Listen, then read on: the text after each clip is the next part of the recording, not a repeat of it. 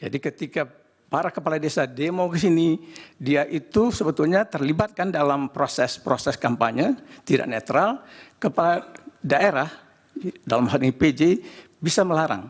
Bahkan di Undang-Undang Desa nomor 6 2014, dia bisa memberi teguran 1 kali, 2 kali, dan ketiga memberhentikan sementara kepala desa. Dan itu tidak satu pun yang dilakukan. Dan gubernur yang melakukan itu, melarang kepala desanya berangkat ke Jakarta di demo itu, atau ikut gerakan-gerakan pertemuan itu, hanya Sultan Hamengkubuwono sebagai gubernur DIY, hanya beliau. Yang lain saya tidak menemukan. Kemudian yang ketiga, menteri-menteri loyalis, dulu bagaimana ceritanya? Nah, kami juga pernah jadi di politik di Wapres, itu ada etika yang ditegakkan, dipakai waktu itu zaman Presiden SBY memimpin pemerintahan. Jadi kalau misalnya ingin ikut terlibat dalam kampanye, menteri yang berasal dari partai politik ya, bukan yang dari profesional, maka mereka cuti. Ya, itu arahan dari Presiden. Sehingga praktek itu menjaga pemilu dari soal-soal kemungkinan tuduhan-tuduhan menggerakkan, menggunakan aparat negara atau pejabat negara. Nah, untuk Prof. Refli, soal PJ, ya, apakah PJ ada garis direncanakan lah begitu ya? Apakah ada perencanaan kecurangan? Nah, kalau menjawab ini kita analisisnya, tapi memang perlu pembuktian. Analisisnya sejak pembuatan kebijakan.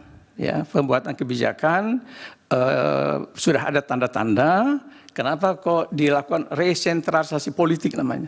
Ditarik itu kewenangan pengangkatan PJ itu ke tangan Presiden. Nah, yang kedua adalah semula dibagi Bupati Wali Kota, pengangkatan PJ-nya prosesnya cukup di Kemendagri, tetapi kemudian kok PJ Bupati Wali Kota pun ditarik ke istana.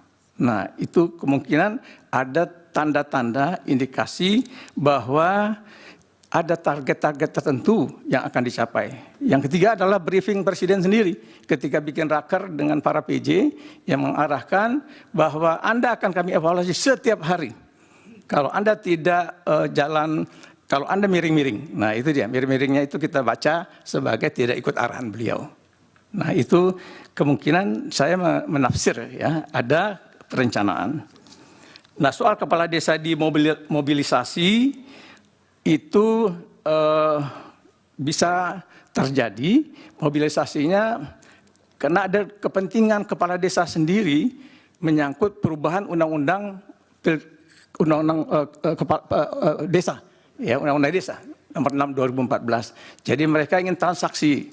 Kalau bisa dibantu perpanjang masa jabatan dan nambah bantuan dana desa menjadi sekian M dari 1 M, nah itu mereka akan ikutlah memberikan perhatian untuk mendukung kemenangan-kemenangan pihak-pihak yang berkepentingan. Nah, jadi ada kemungkinan begitu seperti terbukti dari pertemuan-pertemuan yang digalang antara lain menghadirkan paslon 02 ya, saudara calon wapresnya Pak Gibran waktu itu. Berikutnya untuk Prof. Yusril, yang pertama tadi masa perpanjangan kepala daerah, apakah hanya Presiden saja yang ditimpakan persoalannya? Kenapa juga tidak DPR juga ikut gitu ya melakukan rencana perubahan? Nah, hemat kami DPR memang tentu juga punya kewenangan membentuk undang-undang. Tetapi dalam hal pemilu, ya dalam hal pilpres, pemilu khususnya, yang paling mengetahui perkembangan-perkembangan keadaan itu adalah pemerintah. Ya, data, kemudian ada berbagai macam fenomena di lapangan, pemerintah lebih tahu daripada kawan-kawan di DPR. Nah, sebagai Presiden, satu lagi ada alasan saya, Presiden sebagai policy maker in chief, dia bertanggung jawab. Karena kebijakan pemilu yang difasilitasi dengan cara buruk, dialah yang akan ditanya lebih dahulu oleh rakyat, bukan DPR. Nah, dengan demikian dia harus lebih dahulu melakukan prakarsa itu. Mungkin dulu sudah pernah ada orang yang mengusulkan perpu saja. Ya biar simpel. Terus DPR terlibat nanti. Tapi tidak juga diambil oleh beliau. Yang kedua, soal bagaimana kemungkinan kalau andai kata diadopsi kebijakan itu betul jadi, ya perpanjang masa jabatan.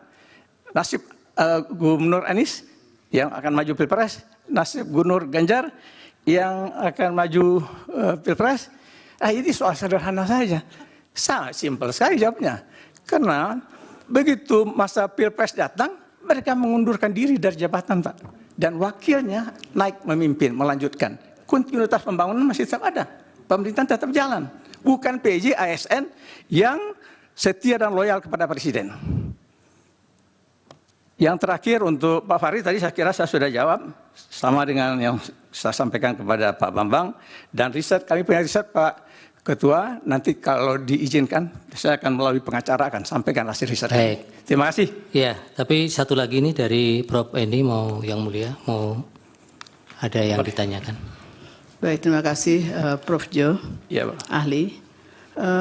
Seingat saya mungkin pada saat desain penyusunan Undang-Undang Pemilu Kada itu Pak Jo kelihatannya ikut aktif di situ.